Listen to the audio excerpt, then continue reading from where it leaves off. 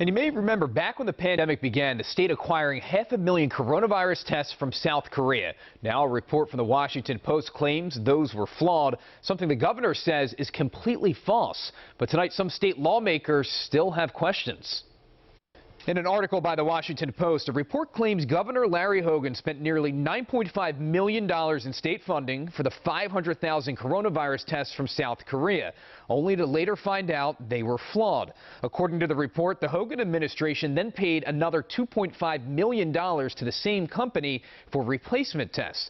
On MSNBC, Hogan says FDA standards changed, so the first batch of tests were then swapped out with the company for tests that were FDA approved. He says the Washington Post report is completely false. They have been the cornerstone of our testing strategy for the past 6 or 7 months.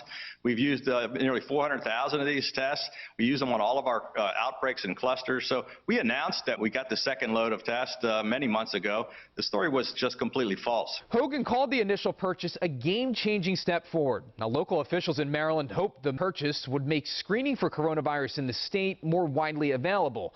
The Washington Post says when the tests weren't quickly deployed, state lawmakers began asking why. You know, I find the report very disturbing and disappointing. So we are disappointed in the fact that many months have gone by. We don't know how many Marylanders have used these tests, how many tests have been used, and yet over $10 million have been spent on them. In a statement from the Maryland Democratic Party to WJZ, they called Hogan's test a publicity stunt, saying the failure is deeply disappointing.